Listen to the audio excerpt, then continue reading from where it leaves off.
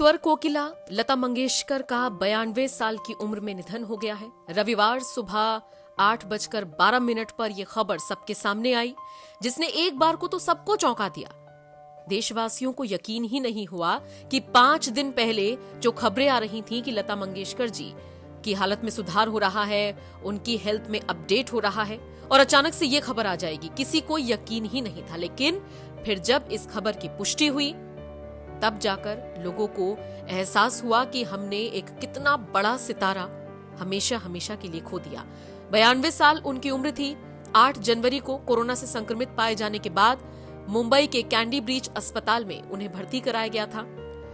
वहीं पर उनका इलाज चल रहा था। डॉक्टर्स लगातार कह रहे थे कि उनकी हालत में सुधार हो रहा है, और इसी बीच ये खबर आती है कि लता जी हमेशा हमेशा के लिए इस दुनिया को अलविदा कह गई।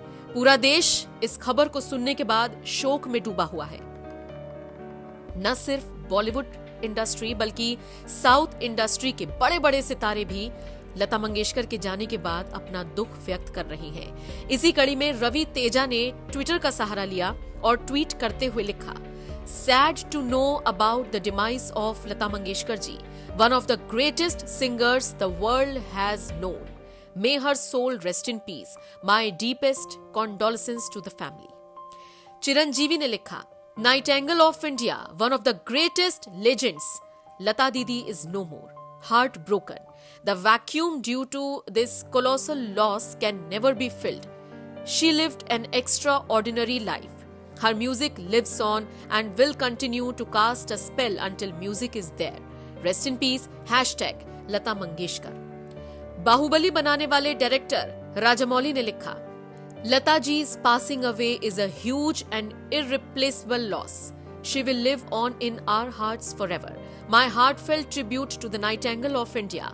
May her soul rest in peace. Wishing the family strength and comfort in these difficult times. तो देखा आपने कैसे साउथ इंडस्ट्री भी लता मंगेशकर के जाने के बाद रो रही है, टूट गई है, बिलख रही है।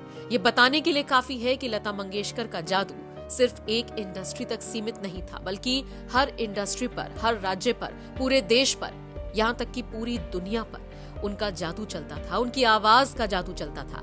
यही वजह है कि लता जी भले ही हमारे बीच अब ना रही हूं, लेकिन जब जब उनके गाने सुने जाएंगे तब तब एहसास होगा कि वो कहीं नहीं गई हैं, वो हमारे बीच ही हैं। लेकिन इतना जरूर कहना होगा, जिसमें कोई शक नहीं, कि लता जी का जाना हम सब के लिए एक ऐसा नुकसान है जिसकी भरपाई कोई नहीं कर सकता।